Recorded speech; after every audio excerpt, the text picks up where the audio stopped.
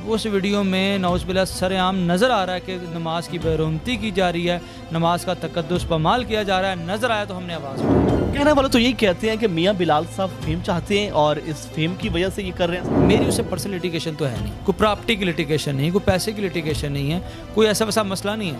इसलिए मुसलमान भाई माफ़ कर दें, वो मुसलमान भाइयों की मर्जी है। वो किस लिहाज से तगड़ा है मुझे तो अभी तक ये चीज़ समझ नहीं आ रही। ये सिर्फ हवा भरी जा रही है, कोई तगड़ा नहीं है, कोई शख्स कानून से बालातर है। आप अभी कह रहे हैं कि रजब भट्ट कोई तगड़ा नहीं है, आपने दरखास्त की है, आपको तफ्तीशी ने बुला लिया तो उसको भी बुलाया, वो नहीं आया तो तगड़ा तो बिस्मिल्लाहिर्रहमानिर्रहीम। दुनिया भर में देख रहे हैं और सुनने वालों को ज़िशार अल्फारी का सलाम और आप देख रहे हैं पायनियर वर्ल्ड न्यूज़। नाज़रीन, थाना मज़ाक में एक दरखास्त दी जाती है और जिसमें कहा जाता है पाकिस्तान के मारूफ यूट्यूबर रजब भट्ट की जानिब से मज़हब की तौहीन की जाती है। मियाँ बिलाल एडवोकेट मारूफ और यकीनन बड़े दबंग वकील हैं जिन्होंने दरखास्त दे रखी है, इनसे बात करते हैं क्या मामला है, क्या कहानी है। अस्सलाम वालेकुम। जी वालेकुम सलाम। मियाँ साहब, ऐसा क्या किया है रजब भट्ट ने कि आप उनके खिलाफ थाना मज़ाक में दरखास्त दे दी?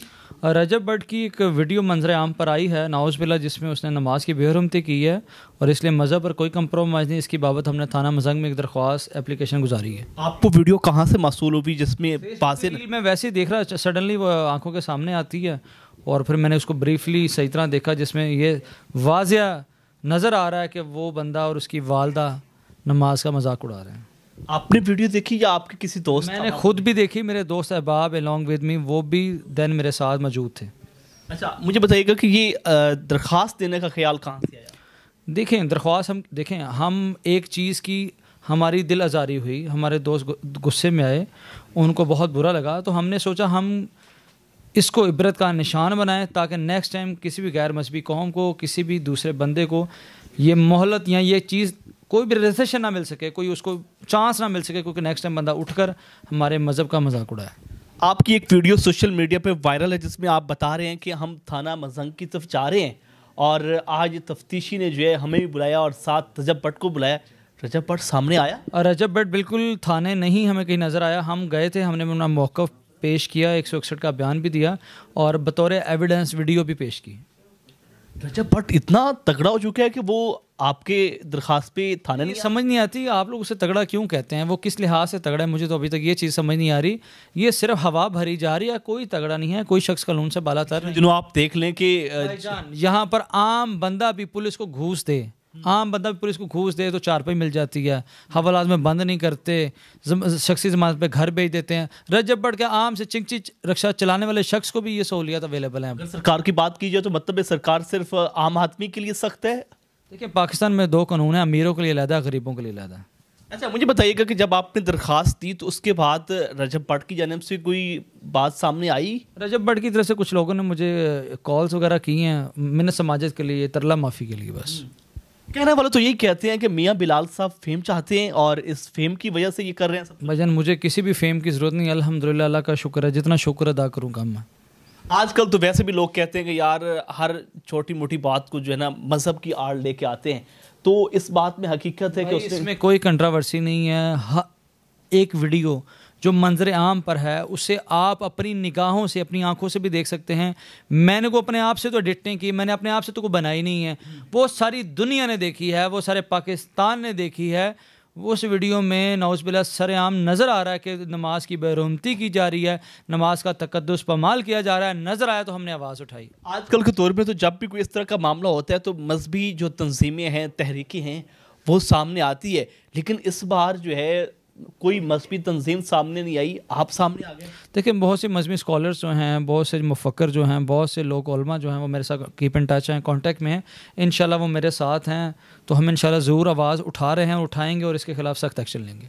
रजब भट्ट की जानिब से कोई आपको कोई कॉल मसूल हुई, कोई धमकी शमकी? नहीं, कॉल, मैं एक वकील हूँ, मुझे कोई धमकी कौन देगा? मेरा भाई काला कोट है, जो मुझे धमकी देगा वो भी बिहाइंड द बार जाएगा। इंशाल्लाह 25D इस पे अप्लाई होगी। अब आप दरखास्त दे चुके हैं और FIR कोई मुकदमा क्यों? FIR एस सुने देखें, एक SOP होती है कि एप्लीकेशन हमने दरख्वास्त गुजारी की, उसके बाद तफ्तीशी अफसर दोनों पार्टीज़ को बुलाकर सुनता है, अपना मौक़िफ़ ऊपर भेजेगा, SP इस पर फैसला करेगा, कमेंट बना के अदालत में भेजेगा। अदालत में हमने 22 से 22 पिटीशन की हुई है, वहाँ पे जो कमेंट्स आएंगे दोनों वकला की तरफ से मौक़िफ़ बयान किया जाएगा। इंशाल्लाह एज एविडेंस हम जज साहब को वीडियो दिखाएंगे, और हम मुसलमान हैं, बीइंग अ मुसलमान इंशाल्लाह इसके खिलाफ FIR होगी। आपके बकौल के वीडियो में 2 लोग हैं जिसमें उसकी वालदा भी शामिल है, रजब भट्ट साहब भी हैं, तो आपने सिर्फ रजब भट्ट का ही नाम क्यों नहीं दिया?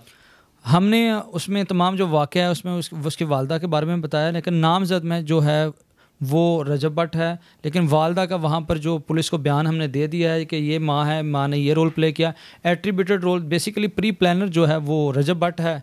रजब, उसकी माँ को क्या पता, उसकी माँ को तो वो खुद चला रहा है, सोशल मीडिया वो खुद यूज़ करता है, माँ को तो उसने खुद ट्रेन किया हुआ है, माँ को अपने हिसाब से चला रहा है। बेसिकली जो मेन एक्यूज़ है वो हमारा रजब भट्ट ही है।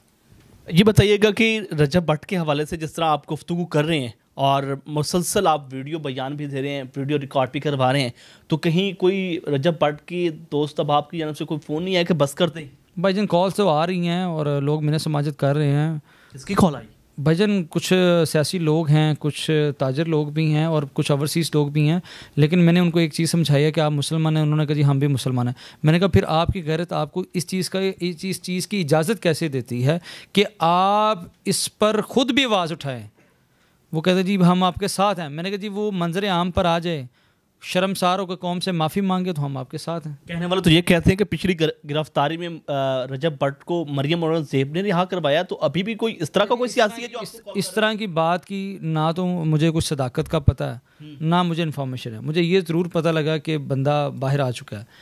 मुझे जिस भी सियासी घर ने कॉल की, देखें हमने पर्दा रखना है, हमने बल्कि पर्दा इसे, हाँ अगर कोई शख्स मुझे धमकी देता, मुझसे गैर रवैये वाली ज़बान इस्तेमाल करता, तो मैं मंजर आम पर उसका नाम ज़रूर बताता, लेकिन जब उन शख्स लोगों ने मुझसे मैंने समाज तरला किया तो इसलिए मैं उनका नाम ऑनलाइन ऑन एयर नहीं बता सकता। आप अभी कह रहे हैं कि रजब भट्ट कोई तगड़ा नहीं है, आपने दरख्वास्त दी है, आपको तफ्तीशी ने बुला लिया, तो उसको भी बुलाया, वो नहीं आया तो तगड़ा तो हो गया? देखें तफ्तीशी ने मुझे बुलाया, मुझे ज़रूरत है कि मैं पर्चा करवाऊँ, मैं वकील हूँ, मैं कानून की पासदारी करता हूँ और मुझे पासदारी करवानी भी आती है। As soon as in few days आप देखेंगे ये बंदा बिहाइंड द बार होगा और आप फिर कहेंगे कि हाँ मियाँ साहब आपने कर दिखाया। हल क्या निकाल रहे हैं इस केस का? हल यही है कि हम चाहते हैं कि मंजर आम पर आए, अपना मौक़िफ़ आवाम को बताए, नहीं बताता तो हम जो लीगल प्रोसीडिंग है वो ज़रूर करेंगे। माफ़ी का भी कोई है?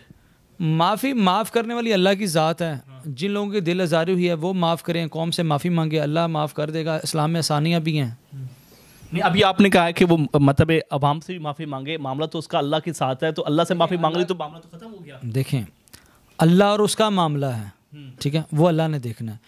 जिस वीडियो को देखकर हमारी दिल आज़ारी हुई, हमने देखी, हमने महसूस किया, हमें गुस्सा आया, तो हम सब मिलकर हमने आवाज़ उठाई। अब हम सब मिलकर हमें वो माफ़ी मांगे, हम सब मिलकर स्टैंड करें। अगर अवाम मुसलमान भाई माफ़ कर देते हैं, मेरी उससे पर्सनल लिटिगेशन तो है नहीं कि मेरी कोई गाड़ी तो उससे टकराई नहीं, कोई प्रॉपर्टी की लिटिगेशन नहीं, कोई पैसे की लिटिगेशन नहीं है, कोई ऐसा वैसा मसला नहीं है। इसलिए मुसलमान भाई माफ़ कर दें, वो मुसलमान भाइयों की मर्ज़ी है। कहते हैं कि काला कोट वाला जब भी निकलता है तो वो अपने बड़े साथियों के साथ निकलता है, तो आपके साथ कुछ और भी साथ काला कोट वाले हैं? अल्हम्दुलिल्लाह वीडियोस में देख सकते हैं। मेरा जो ग्रुप है, हम 147 के करीब दोस्त भाई हैं, तो अल्लाह का शुक्र है। आप जिस वीडियो में देखेंगे 20, 25, 30 वकील हर वीडियो में मौजूद हैं, वो जा रहे हैं और हमारे साथ। और आज हमने प्लान ये था कि हम माल रोड GPO चौक को ब्लॉक करें और वहाँ पर CCPO लाहौर को, IG साहब को पैगाम दें, उनको बताएँ कि ये इस्लामी जमहूरियत पाकिस्तान है, ये इसके खिलाफ FIR लॉन्च होनी चाहिए।